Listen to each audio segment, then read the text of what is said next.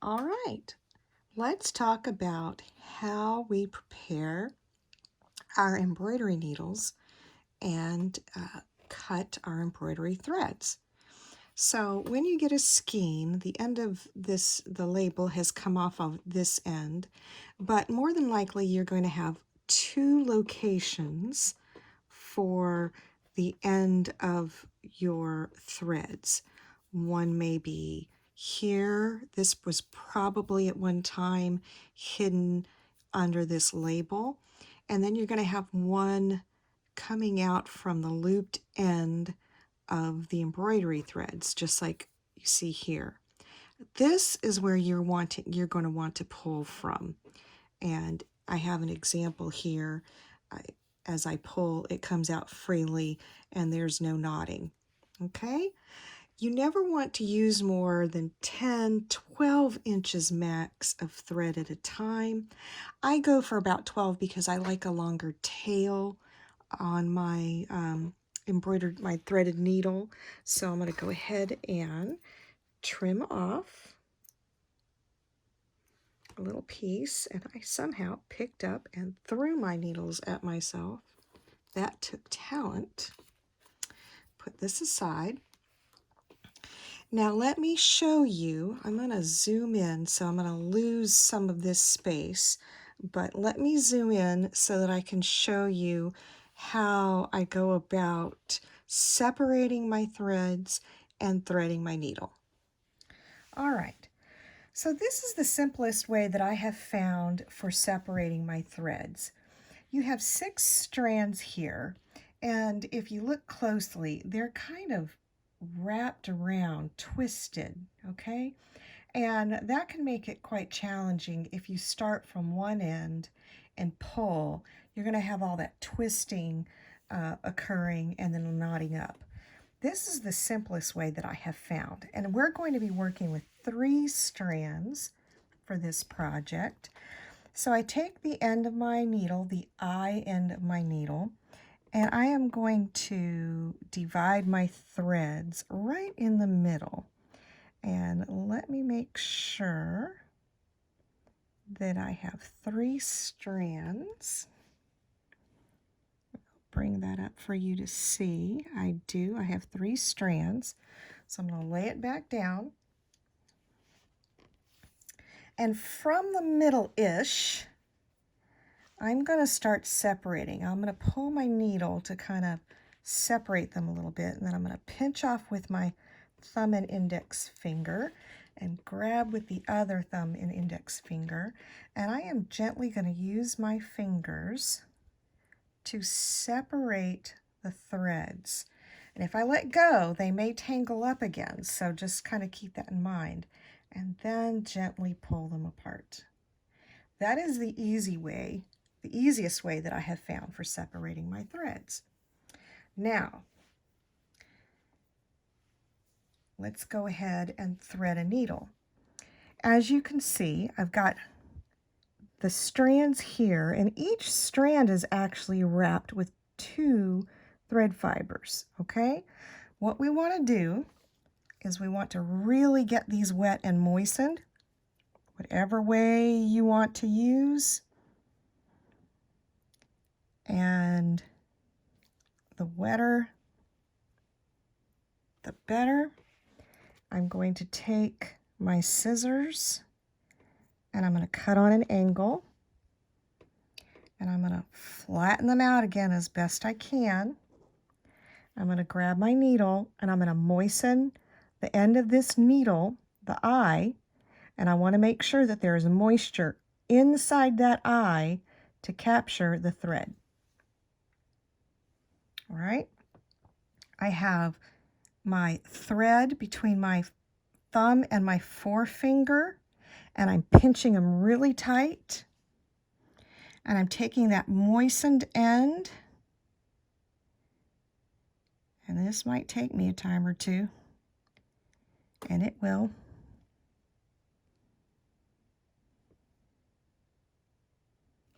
Let me re-moisten. Let's try this again.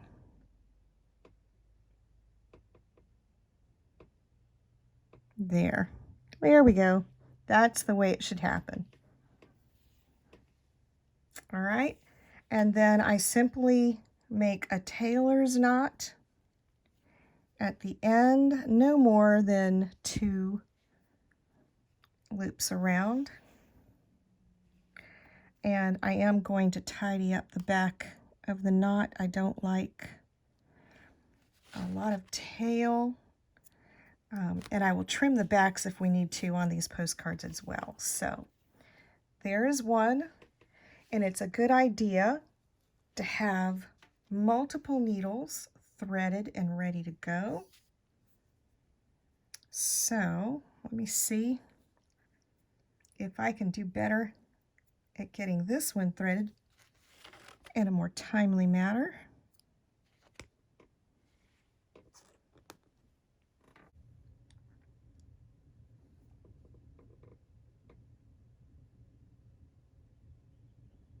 There we go. Tailor's knot, 1, 2, that's it.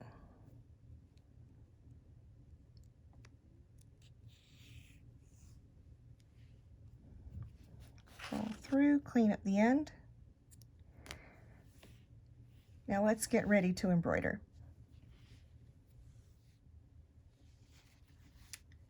All right, so I'm going to start demonstrating the embroidery process on this postcard. I think the colors will show up a lot better for us. So let me get started here. I've already begun the process of applying the stitches, and this is a back stitch that I'm doing, but I'm going to show you a newer way that I've learned that I really like. There are many videos on YouTube or other places on the internet that you can explore in different stitches that you want to do, but I'm going to do just the back stitch. And what I'm going to do, as best I can here to show you on the camera while I'm stitching, is I'm going to come up in this corner right here on the very edge of the raw edge applique. Remember, we cannot put the needles through the actual applique. We have to do everything on the edge. So all I did was come up straight through, and I'm going to turn this so it's a little bit more manageable for me. The next step is I'm going to take my thread and pull it to the side and hold it with my thumb. And then I'm going to stab stitch straight down right against that edge, about 1/8 of an inch in distance, okay? Straight down, holding the thread with my thumb. And as it gets taut, I want to come back up with my needle just in front of where that thread came out, all right? And then I'm going to gently pull. And the trick to this is not to pull it snug. Let there be a little, I don't want to use the word excess, but don't pull it too tight, because it's the height of the stitch with the 3 strands that gives the effect that all of this is one work, okay? So from this point again, from this point right here, 1/8 of an inch, stab stitch straight down, holding the excess with your thumb. When you get pretty taut there, you're going to come up just in front of where that thread came out, all right? And give it a nice little pull. Not snug, but not tight, okay? I'm going to do that one more time. And pull the thread tail away with my thumb so that I can see what I'm doing. I'm going to stab stitch down about 1/8 of an inch right next to the edge of that applique. I'm going to go down, and when it gets tight, I'm going to come back up just behind where that thread came out, all right? And then I'm going to give it a gentle pull.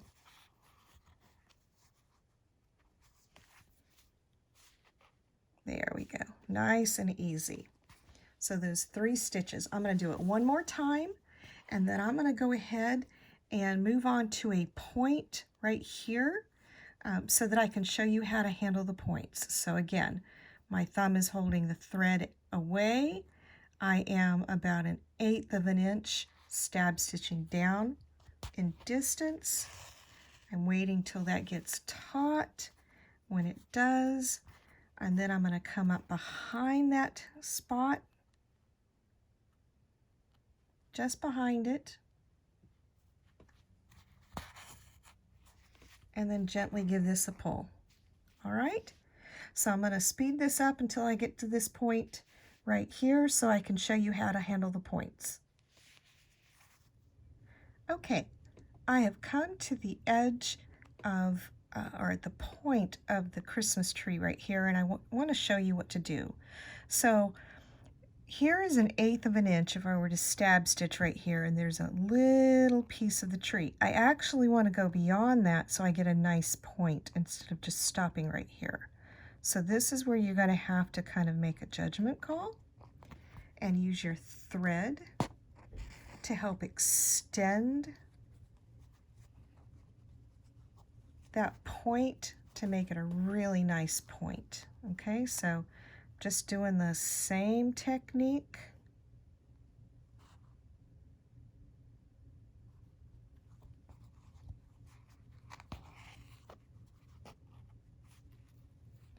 And bringing that, my stab stitch is going to be just a little bit past the tip of that bow right there. Just a little bit, just almost exactly 1/8 of an inch. And I'm going to draw it there. I'm not going to try to do a back stitch. I'm going to draw it right there and end it. I'm going to turn my work so I can work with it from this direction. And then I'm going to come up right at the edge, right about there on that point. And I'm going to begin again the same process that we were doing before.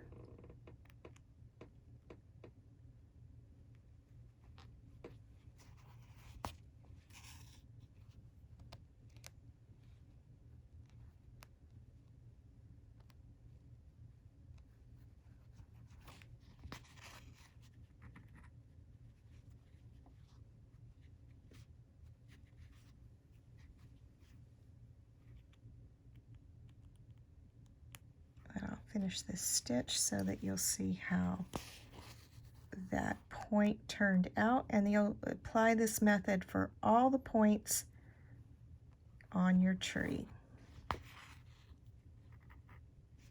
And there we go. So if I turn it, we haven't lost the pretty curvature of the bow. We've ended with a nice point, and now we're going to work our way up. So I'm going to go ahead and finish adding this outer edge embroidery onto this applique tree, and I'll also do that. I've decided to use this green for this Christmas tree. I think it'll bring out the green and the leaves there, so I think that's a good coordinating pattern. So the next time I see you, these will be completed and we'll be ready to move on to the rest of the embellishment of this project. Hi there, I'm back. So I've completely finished the hand embroidery around this raw edge applique. It is finished and ready for embellishments. I've moved on from this piece to this piece right here, and I want to address how to tie off your threads. So here I am partway through going up this part of the tree here, and I'm finding that I'm starting to have a very short thread. I can probably get 2 more stitches, no more, in before I need to tie off my thread. and grab another filled needle, thread-filled needle, to continue on my project. So I'm going to do those 2 stitches really quick here.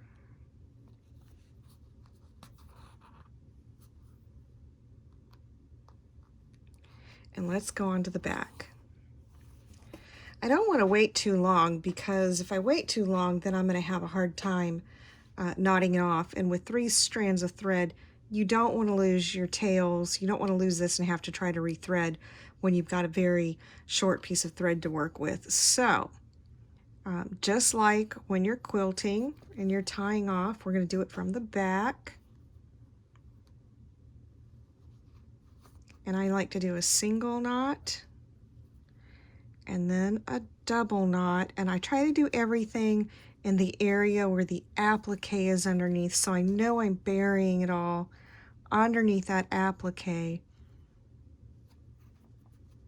And then I simply bury the thread, and I want everything as neat and tidy as possible in the back, because I'll be adding that backing to it, and I don't want it to be super lumpy. I want it to be as flat as possible. So that is how I go about tying off the back. I will grab a needle and thread and keep on and finish this. And when we come back, it'll be time to add more embellishments. I'll see you soon. Welcome back. I have completed the embroidery, stitching around the raw edge applique, so now that is nice and hidden, and it gives a lovely effect. I've also begun working on the rest of the embellishments, and I want to show you what I'm doing. I have taken this vintage rickrack. I have cut pieces that extend past the area that I want to apply them to, and have glue basted them down.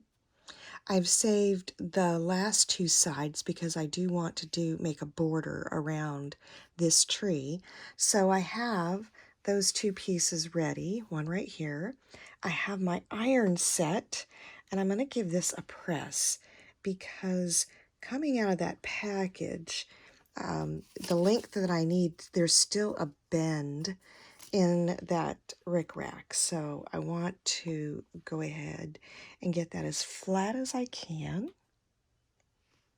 Let me do both pieces really quick. It's 100% cotton, so you'll treat it just like when you're working with cotton. It is, there's no synthetic material in here that you have to worry about.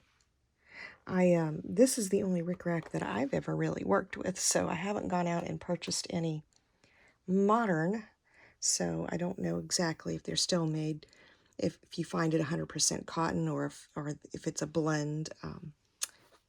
But anyway, we're working with some vintage rickrack, and I love it because it's really thin, it's really tiny, which gives it a different look. I am working with my ruler here, and I want this 3/4 away from the edge, per se. Remember, I'm going to be satin stitching this, so what I do is I hold another ruler up to the other so that I can work on this edge. It's easier also for filming purposes. I am going to lay this out as flat as I can, and now this is where that wonderful applicator, glue applicator bottle comes in. You can get these on Amazon, and I'm going to put a little dab of glue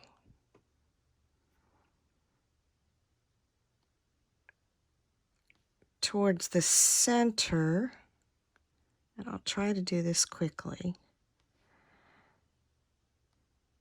of that rickrack. This is what's going to temporarily hold this rickrack down. until we can finish embellishing with it.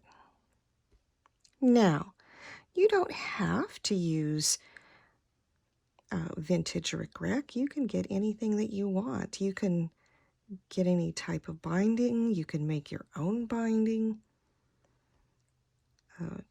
Totally up to you on how you want to embellish. Again, I'm just showing you possibilities, guidelines kind of to say, of what you can do to make something very simple look really exciting. So the next thing is I'm going to pinch the ends off of my fingers, and I'm going to flip it over, and I'm going to use the ruler that's laying there now as a guide to get me as close as I can while I kind of pull and stretch and at least get the ends where I want them to be. And then I can always bring back my ruler if I knock it off just a little bit.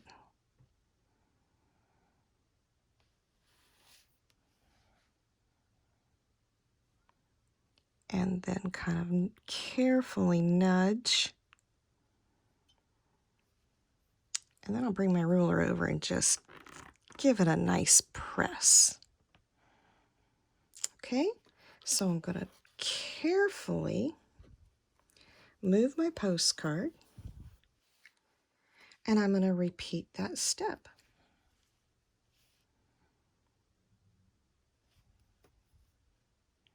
So for the sake of time,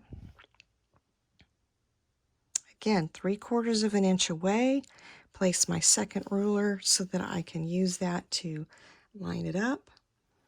I'm going to bring my rickrack over so I can glue it down. And I'm going to go ahead and speed up the film so that we can save some time. And when we come back to regular time, I'll show you what the next step will be.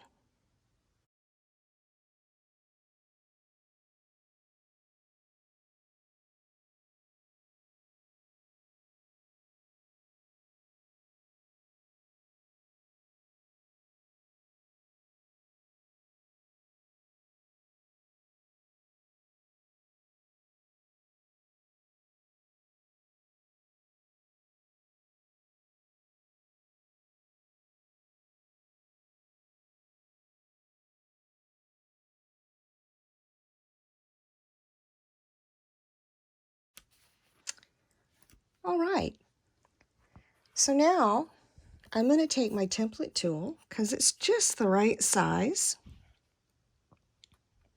I'm going to safely and carefully put that on there so I don't knock anything around. And now I'm going to lift some weights. That's a 5-pound weight there.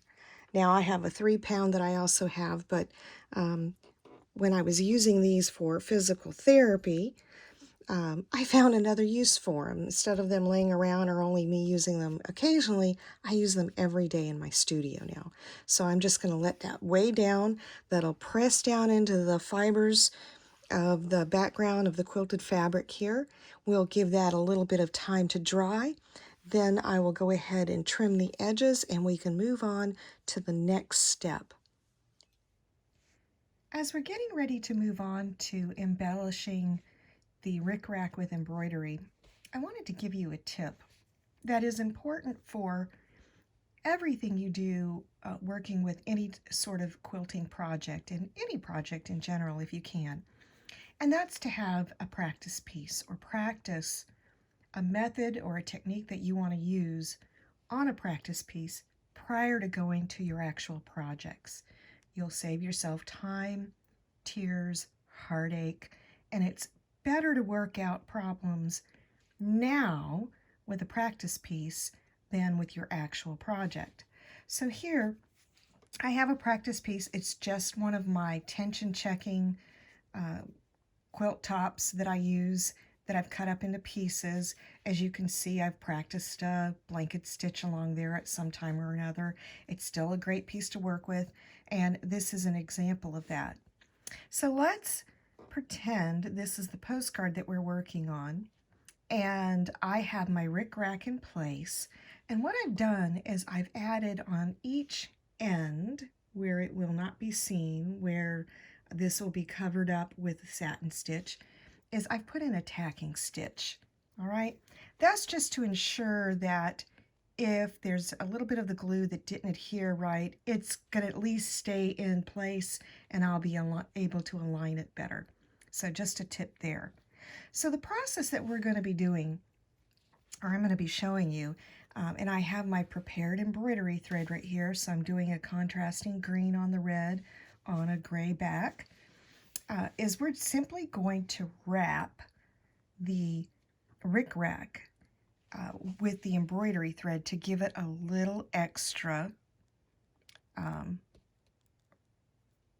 character is what I'm looking for. So the way that I'm going to do this is very simple. I have come up in the middle of the rickrack on the edge. All right. And then I'm going to go diagonally in the middle of the rickrack again on the other side, stab stitch straight down and pull. And don't pull it tight. Leave a little, you want it a little snug, but you don't want it super tight because this is what's going to be showing off that little extra detail. This is also going to be helping to make sure that your rickrack is going to stay in place, and we can add some extra embellishment afterwards if we want. So again, if you pull your thread to the diagonal, that's the direction that you want to go with your stitch. So I'm going to put my needle in, stab stitch straight down, avoiding your own finger. And there you go. All right. One more time.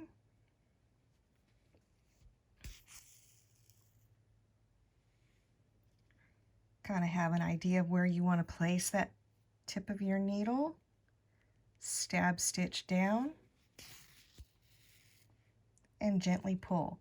Now, because we're working with multiple strands, here's another tip. Keep an eye on the back of what you're working on because you don't want to be in a situation, perfect example right there, where this knotted up on me and now I have all this excess. So I'm going to pull and look at the front. This is where you can make those corrections early on. So keep in mind to check the back often because you don't want to be all the way down here and find out that you've got something going on over here that could affect everything that you've been working on. So again, we're going to come up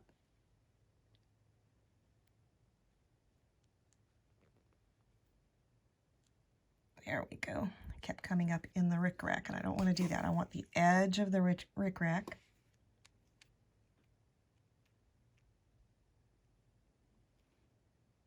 Okay.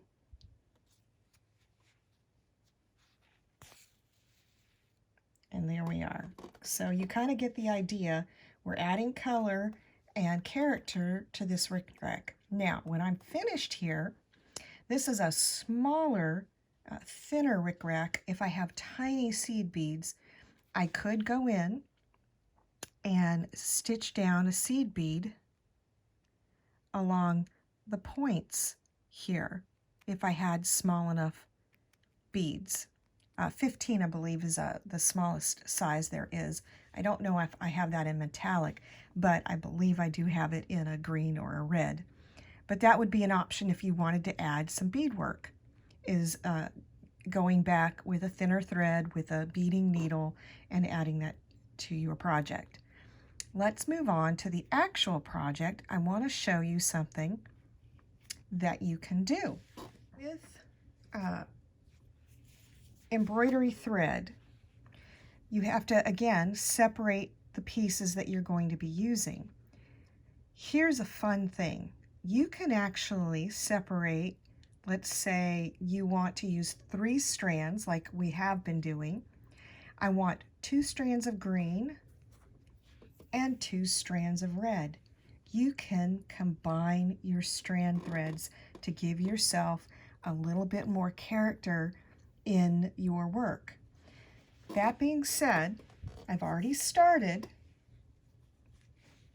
on this project, and what I have done is I have added metallic thread.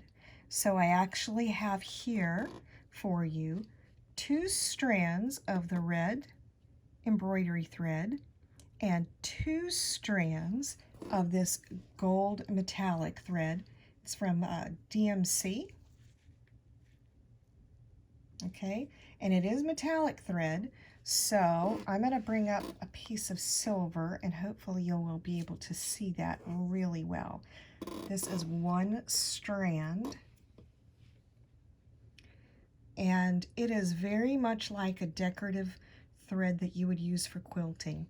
It's got a core and then it's wrapped with metal, so its flexibility is less than the cotton thread, so it makes it trickier to work with, but it adds wonderful character to the project that we're going to be working on. So as I work on this for a little bit here with you, I want to show you, if you decide that you want to add this element to your embellishment, some of the things that you have to look out for.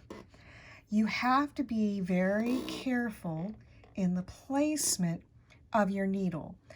We tend to want to, I'm going to use a different needle because it will drive me crazy if I mess that one up.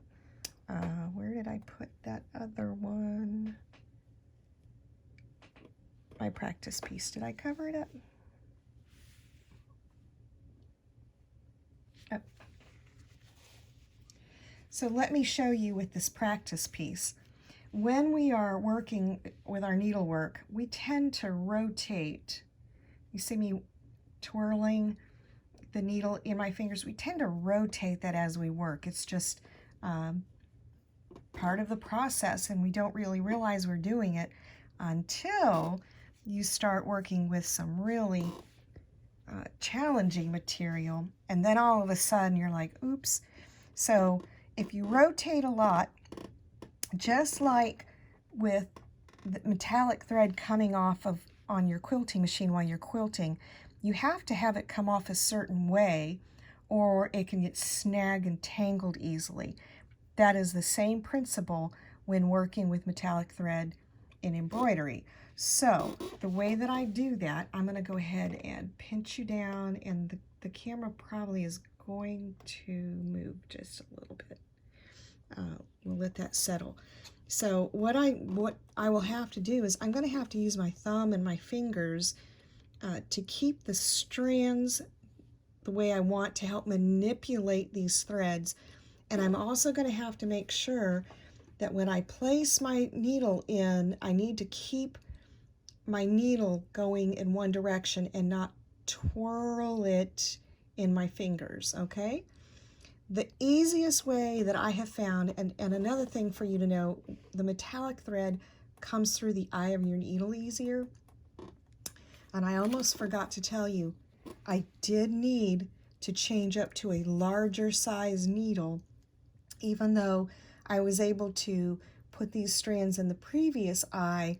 It wasn't coming through the quilt top, and when I finally got it to come through, the friction of it shredded the cotton thread, and I have had it also shred the metallic. So practice on your practice piece with which size needle is going to be best for this particular part of the project. Okay, so the metallic thread will run through the eye of the needle easier, so I'm constantly having to tighten and straighten my threads. All right, and then I have to really pinch and hold towards the eye of the needle so that those threads don't move away from me. So my goal is not necessarily to have a uniform look in this, because that would just be this project doesn't necessarily need that type of time, but I am going to use my thumb and my finger to make sure that when I lay this down across diagonally, that my threads are going to show, the gold is going to show through and not get buried on the underside of the red cotton thread. So there's a lot of finger holding and manipulating, and you have to move slowly. You cannot pull these tight real fast, or you're going to end up having that metallic thread knot up on you. I'm holding my needle. When it came through from the top to the bottom, I made sure that I was holding my needle in the same swooping method. I just in and out and swoop and holding the needle this way instead of twisting and turning and getting that to change. So now I'm going to go back and find my next insertion point. If I'm happy with that, I'm going to watch my threads at the bottom. I'm going to give it a tug, and I'm going to carefully hold my threads. I'm going to pull and always check the back. Again, the back of your work is not going to be seen, but we just want to make sure that there aren't any knots, any excessive threads that we have to gently manipulate all the way through. Okay, so let's go ahead and do this process again. And I'm hoping to simulate where we need to manipulate a little bit more and how you can do that. This is a great example. So I've pulled through and my gold thread is barely peeking through. Remember when I said not to pull tautly? That is the key. You can use this needle, or you can grab another one and use the eye, which will be easier to work with. Just slide it under your thread, bring it up, and you might have to make several different attempts with your fingers kind of, and it might be stubborn, so you're going to keep manipulating, and you may split your threads and make your cotton come on the other side and hold.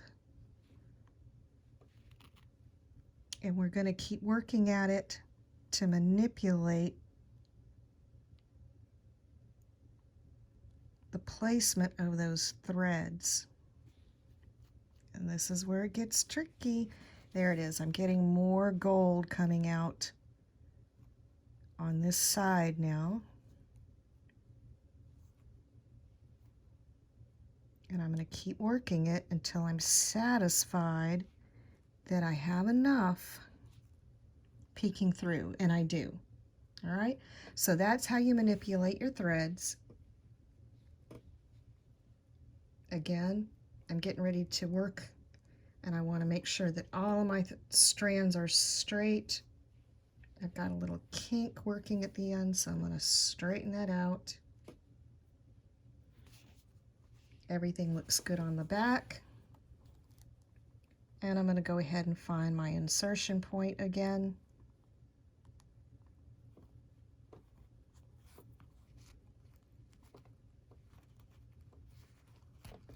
Give it a little tug. Remember, be gentle. The more gentle you are, the less knotting up you're going to have, twisting. There we go. That's beautiful. And find my insertion point. Stab stitch down.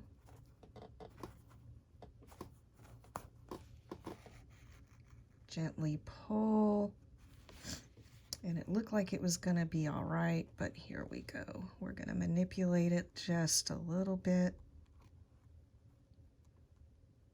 until I have enough of that metallic thread. There we go, showing through. All right.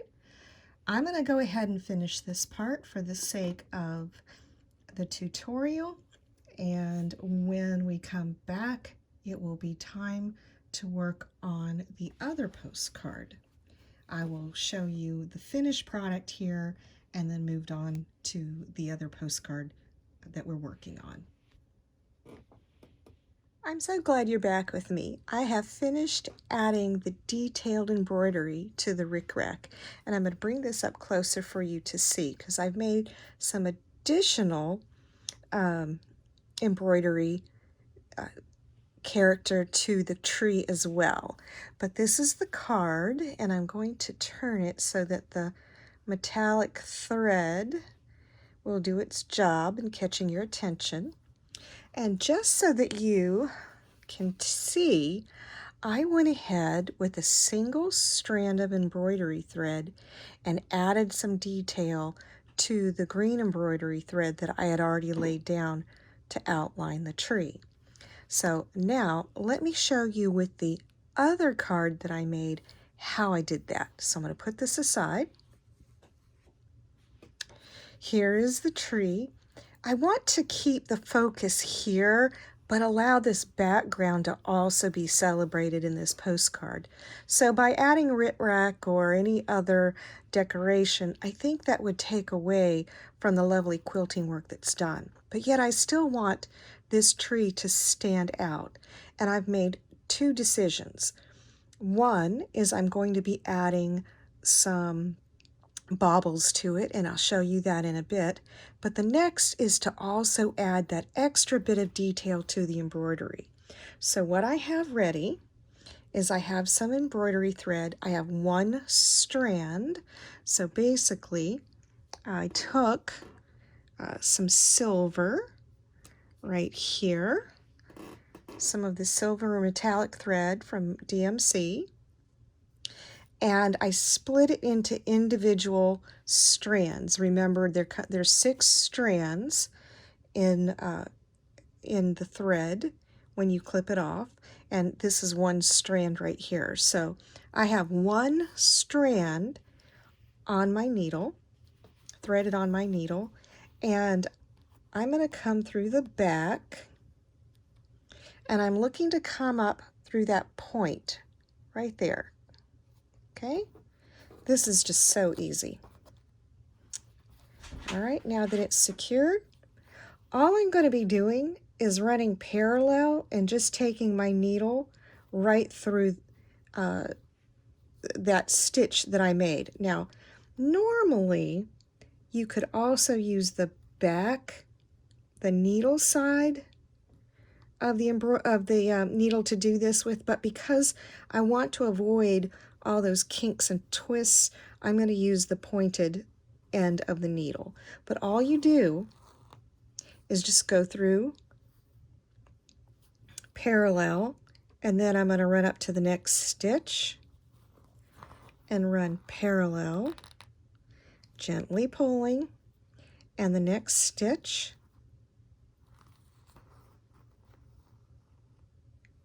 and as I work, it's adding just one strand. It's just a little piece of detail to the embroidery. Now, when you get to a point, if I continued on, that might loop funny and stick out. So when I get to a point, I do take my needle straight down, do a stab stitch, and go down, and make sure everything is secured on the back. And then I'm going to come up just ahead of the next stitch I want to take, and I'm going to rotate here so you'll have a better look.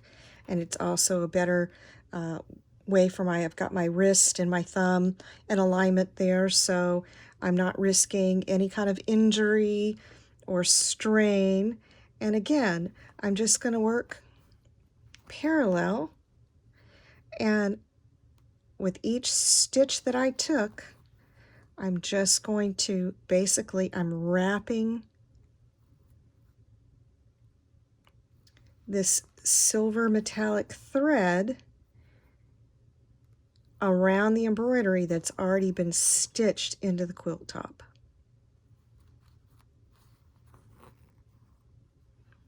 And try to take your time, try to hold your thread with your thumb or whatever else you need to. We don't want to cause any friction. We don't want it to twist. You know, be careful in turning your needle. Try to keep it one direction without turning it too much. Again, here we're coming to a point, so I'm going to stick this, stab stitch it down. I'm going to come right back up just past where I went in. Now I can go ahead and turn my work and continue on wrapping and using this more like a decorative thread, and added character and added detail to my work.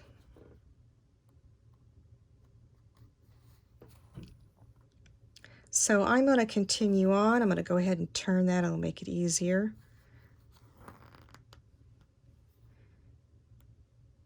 I'm going to continue on. I'm going to go ahead and speed up the camera.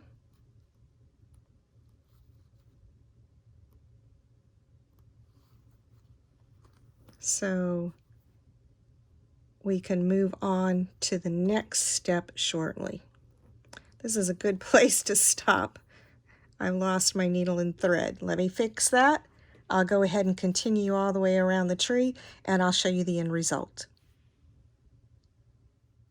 All right, I have completed adding the additional detail to the embroidery, the red embroidery thread that I already stitched around this tree. And as I let the light play off of that silver metallic thread, you get the idea. Let's talk about what I'm going to do in the future as far as adding more embellishments. It's just going to be a demonstration of what it'll look like, and I'll explain that in just a moment. So I have chosen to use these flat back pearls.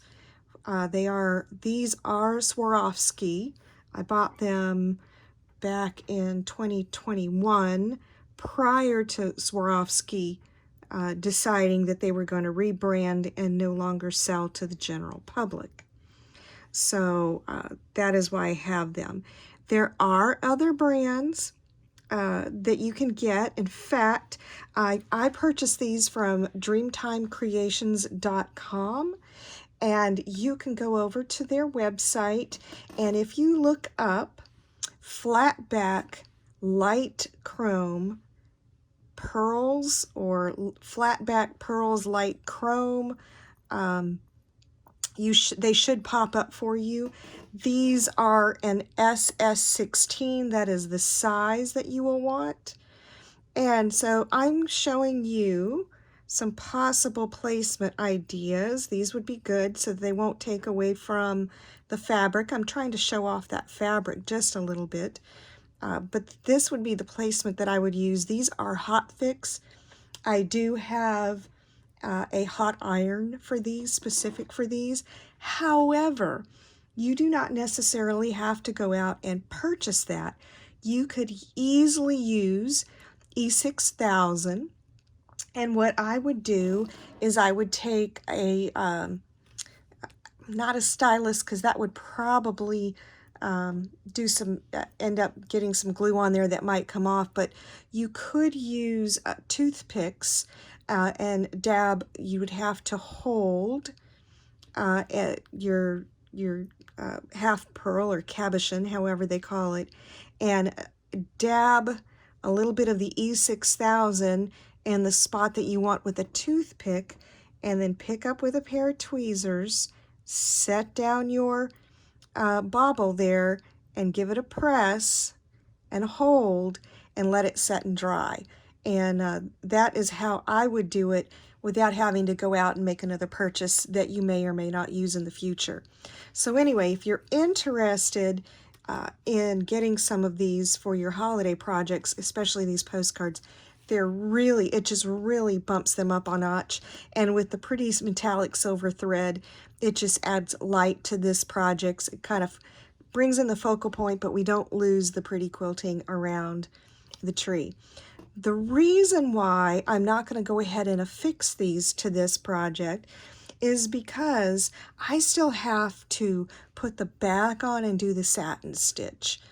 And if I go ahead and put these on, putting the back on, when I flip it over to apply any kind of pressure to get the adhesive to hold, I'm going to have all this lumpiness to deal with. So it's best that I go ahead and just put these aside and prepare the backs, go ahead and do the satin stitch around and finish the postcard, and then add this detail at the very end, and then this project will be complete. So at this time, this is where we're at. I am not going to add any additional embellishments to this postcard. I would have if I had had a metallic seed bead that was a size 15, but the smallest I have in this color would be an 11, and I think you would agree with me that if I took some out with the size of this rickrack and tried to put it on the tip of the rickrack, you can see it's just scale-wise, it's too big. So I'm going to be happy with the decision I made in using my metallic threads to really bring out this project and make it pop. Sometimes less is more, and that's how I feel we're going to go with this one. So the next step will be taking the backing that I've chosen, which of course for me, I will select my vintage postcard fabric backing, and I'll talk to you about that in a little bit. Of course, you can make your own and come up with your own design or such, or hand draw it. You can look up all kind of tutorials on how to finish the back of postcards and come up with your own way of doing that. This is the way that I like to finish it off. I think it's a perfect polish. You can write on them, and we'll discuss that more when I show them to you in just a little bit. So for now, just enjoy taking a look at those, and I will prepare the remainder of the project for these two postcards. I'll see you soon.